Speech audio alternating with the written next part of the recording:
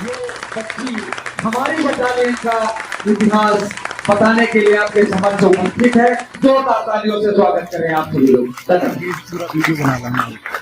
नमस्कार आदरणीय 13 कुमाऊं के वीर सैनिकों, सम्माननीय सेवानिवृत्त अधिकारीगण, हमारे गौरवशाली शहीदों के परिजन और मेरे प्यारे देशवासियों।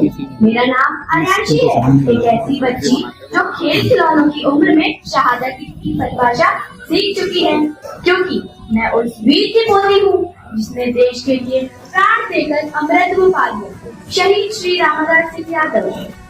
आज मैं जब यहाँ मंच पर खड़ी हूँ तो मेरे भीतर एक बच्ची नहीं, एक सैनिक की आत्मा बोल रही है। मैं आज 13 कुमाऊं की वह गाथा सुनाने आई हूँ जो बारूद से लिखी गई है, खून से रंगी गई है और बलिदान से अमर हुई है। और जब मुझे यह सौभाग्य मिला कि मैं इस अमर गाथा को आपके समक्ष पढ़ सकूं, तो समझिए मेरे लिए है जीवन का सबसे बड़ा सम्मान है, एक गर्व, एक ऋण जिसे मैं शब्दों में नहीं चुका सकती। तो आइए सुनते हैं 13 कुमाऊं की वो अमर गाथा जो हर हिंदुस्तान के दिल में जलती रही। यह कहानी है उस बटालियन की जिसने हर युद्ध भूमि पर वीरता का परचम लहराया। यह कहानी है 13 कुमाऊं और वीर अहीरों की, जिनकी नसों में मातृभूमि के लिए मर मिट जाने का खून दौड़ता है। 5 अगस्त 1948 को कानपुर में लेफ्टिनेंट कर्नल एच.सी. टेलर की कमान में 13 कुमाऊं की नींव रखी गई। तब शायद ही किसी को अंदेशा था कि यह बटालियन एक दिन इतिहास की सबसे महान गाथाओं में शामिल होगी। शुरुआती दिनों में यह बटालियन 50% अहीर और 50% कुमाऊं थी, लेकिन 1959 में इसे पूरी तरह अहीर बटालियन घोषित किया गया और इसी के साथ यह बनी भारतीय सेना की पहली अहीर बटालियन। इनका नाम सुनते ही दुश्मनों की रूह कांप उठे। यह सिर्फ बदलाव नहीं था, यह पहचान थी, स्वाभिमान था, सम्मान था उस समुदाय का जिसने हर लड़ाई में हौसलों की मिसाल पेश की। 1961 में जब भारत ने ऑपरेशन विजय के तहत गोवा को मुक्त करने की ऐतिहासिक पहल की, तो 13 कुमाऊं को पहला युद्ध अभ्यास मिला और इस पहले ही अवसर पर बटालियन ने ऐसा शौर्य दिखाया कि इतिहास की नींव में उसका नाम पत्थर पर खुद गया। हर कदम पर उनके पैरों के नीचे सिर्फ जमीन नहीं थी, वहाँ स्वाभिमान और संकल्प की ज्वाला थी। 1962 में चीन ने भारत पर हमला कर दिया। हमारी शांति प्रिय नीतियों को धोखा मिला। यह हमला आजाद भारत के लिए सबसे बड़ी चुनौती थी।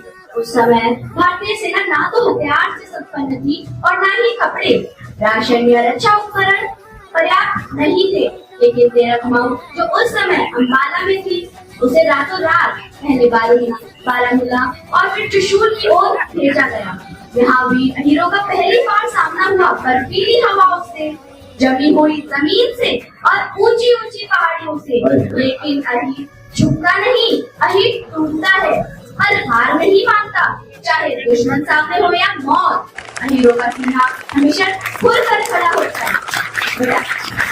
बटालियन की कमान उस समय लेफ्टिनेंट कर्नल एच.एस. ढींगरा के कंधों पर थी। उनका कार्य था लेह की हवाई पट्टी की सुरक्षा का।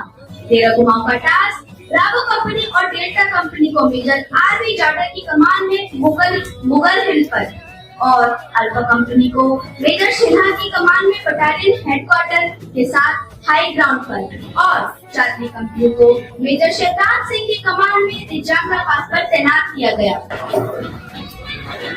18 नवंबर 1962 मानव इतिहास का वह दिन जब लहूबीट वंदे मातरम गाने लगा।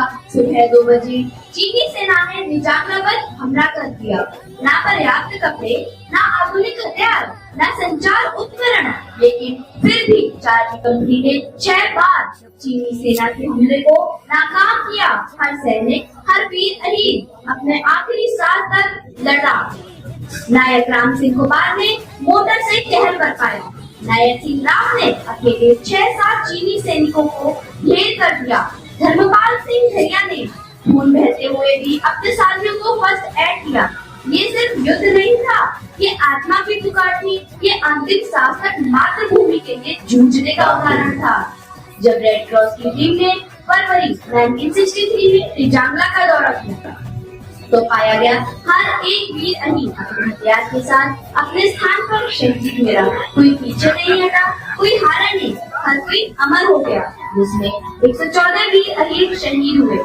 इस महायज्ञ में मेजर शैतान सिंह को परमवीर चक्र, मरणोपरांत चार्ली कंपनी के वीरों को 8 वीर चक्र, 4 सेना मेडल और 1 पेंशन इंटरेस्ट से सम्मानित किया गया। चार्ली कंपनी को भारत में रेचांगला कंपनी के नाम से हमेशा के लिए अमर कर दिया। यह इतिहास में पहला अवसर था जब किसी कंपनी को उसके हिंदुस्तान के नाम से पहचाना गया। 13 कुमाऊं को मिला बैटल ऑनर रेचांगला, लीडर ऑनर सरदार और लेफ्टिनेंट कर्नल एच.एस. जिंदा को EVSL। भारत सरकार ने रेचांगला में एक स्थायी स्मारक बनवाया ताकि पीढ़ी दर पीढ़ी इस बलिदान को याद करे। 13 कुमाऊं अब सिर्फ एक बटालियन नहीं, रेचांगला की पहचान बन गया, वो नाम बन गया जो जब भी लिया जाएगा दिल कांप उठेगा, आंखें भीग जाएंगी और छाती गर्व से चौड़ी हो जाएगी। 13 कुमाऊं की गौरवशाली यात्रा अब पूर्व की सीमा की ओर बढ़ी जब बटालियन बंगाल पहुंची, जहां 1965 की लड़ाई के दौरान इसने ईस्ट पाकिस्तान की सीमा पर ऑपरेशन की जिम्मेदारी को निभाया।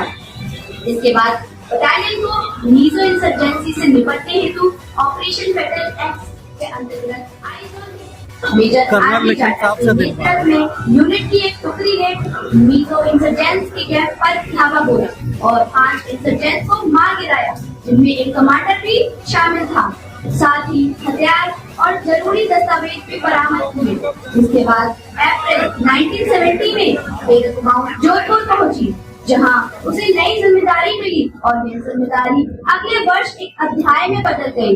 9 दिसंबर 1971 को बटालियन लोंगेवाला पहुंची और बिक्री 638 पर कब्जा करने का आदेश मिला।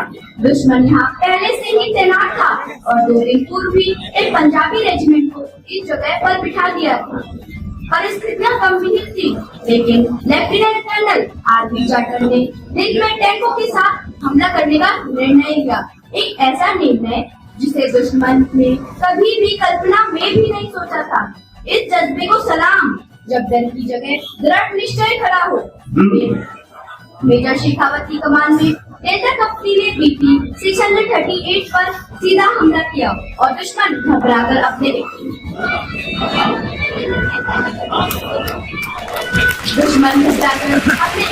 मरे हुए जवानों सहित एक अफसर को वहीं छोड़ भाग गया। अहीरों का यह आक्रमण दुश्मनों की रूह तक हिला गया। इसके तुरंत बाद ब्रावो कंपनी ने भी वहीं हाई ग्राउंड पर कब्जा कर लिया। इस युद्ध में 4 वीर अहीरों ने अपने प्राणों का बलिदान दिया। उनके बलिदान को सम्मानित करते हेतु बटालियन को थिएटर ऑनर से मेजर शेखावत को सेना मेडल और लेफ्टिनेंट कर्नल जाटव को मेंशन इन डिस्पेंस से नवाजा गया। जब एक सैनिक अपने प्राण देता है तब केवल वह नहीं जाता, उसके साथ उसका बचपन, उसके माता पिता का सहारा और एक संपूर्ण परिवार की मुस्कान चली जाती है। लेकिन यह बलिदान भारत के लिए अमर हो जाता है। 1973 से 1992 तक बटालियन ने जम्मू कश्मीर, रानीखेत, सिक्किम, बीकानेर और नसीराबाद में कुशलता से अपना कार्यकाल पूरा किया। 24 जून 1992 कर्नल पी.वी. सिंह की कमान में बटालियन कुपवाड़ा पहुंची। यहाँ ऑपरेशन रक्षक में बटालियन ने सिर्फ 3 वर्षों में 95 आतंकवादियों को मार गिराया, 327 को जीवित पकड़ा और 230 से भी अधिक हथियार व सामग्री बरामद की। 26 सितंबर 1994 को कर्नल वी.पी. सिंह की कमान में 13 कुमाऊं ने एक और इतिहास रचा। सूबेदार सज्जन सिंह ने जोरूला गांव में आतंकवादियों के छिपे ठिकानों पर गोलियों की बौछार कर 5 आतंकवादियों को ढेर किया, लेकिन इस वीरता की कीमत उन्हें अपने प्राणों से चुकानी पड़ी। सूबेदार सज्जन सिंह शहीद हो गए, लेकिन उनका नाम, उनकी हिम्मत और उनका बलिदान आज भी अहीरों की नसों में दौड़ता है।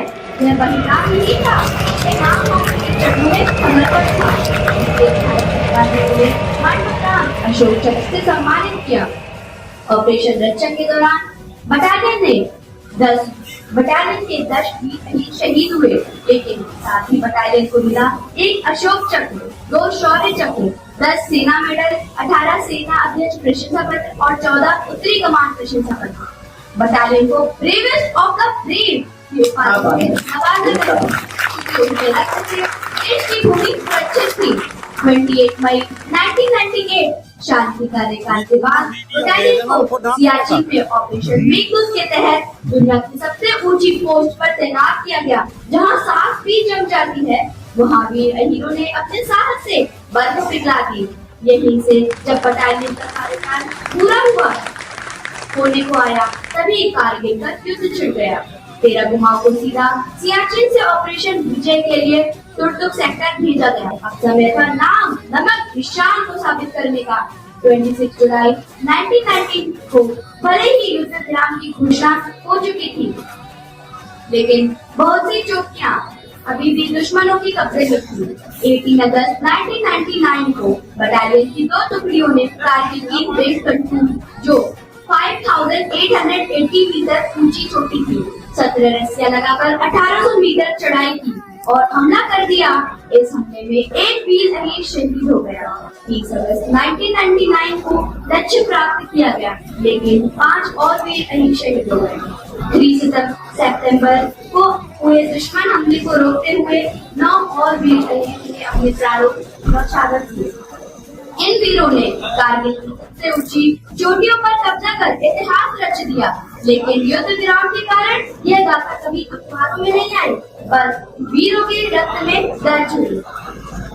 मिला सम्मान 6 सेना मेडल, 9 मेंशन इन डिस्पैच, 5 सेना अध्यक्ष प्रशंसा पत्र, 6 उत्तरी कमान प्रशंसा पत्र।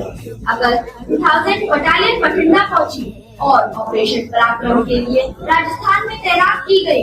यहाँ यूनिट ने पाकिस्तान की चौकी अल-बदर को बर्बाद किया और दुश्मनों की बिछाई प्रति सुरंगों को बिना किसी जनहानि के हटाकर अपने साहस का परिचय दिया। एक बार में हटाना सिर्फ तकनीक नहीं, आत्मबल का परिचय होता है। इस अभियान में बटालियन को मिला 2 अध्यक्ष प्रशंसा पत्र, 2 पश्चिमी कमान प्रशंसा पत्र। अब बारी थी अंतरराष्ट्रीय स्तर पर तिरंगा लहराने की। मार्च 2004 13 गुमाओं को संयुक्त राष्ट्र मिशन में भेजा गया। 17 जुलाई 2004 से जुलाई 2005 तक यूनिट इंडोनेशिया और एरिट्रिया में UNMEE के अधीन तैनात रही। यहाँ यूनिट ने गरीब जनता की सेवा, आपसी शांति और स्थानीय सहयोग में अनुकरणीय कार्य किया। इसके लिए मिला UNMEE force commandant unit citation, 43 force commandant प्रशंसा पत्र। 2005 से 2021 तक 13 गुमाओं को उधमपुर, श्रीगंगानगर, जम्मू कश्मीर, कोटा, दिल्ली, गुरेज सेक्टर जैसे कठिन क्षेत्रों में भेजा गया और हर बार शांति और सुरक्षा का परचम फहराया। सितंबर 2023 से 13 गुमाओं बटालियन 19 ब्रिगेड के अधीन जम्मू कश्मीर की सीमा पर तैनात है। यहाँ साहस, निष्ठा और अनुशासन की मिसाल बनकर हर मोर्चे पर कार्यरत है। यह बटालियन अब सिर्फ एक यूनिट नहीं, यह वो दीवार है जो दुश्मनों की हर चाल को रोक देती है। जब मैंने 13 गुमाओं की यह अमर गाथा आपके समक्ष रखी तो मैंने केवल शब्द नहीं बोले, मेरे दादा की चिता की राख में बोला, रेजांगला की बर्फ में जमे वीरों की आंखों में बोला और हर शहीद सपनों की शहादत ने खुद को मारा किया। आज मैं इस कथन को विराम देते हुए केवल यह नहीं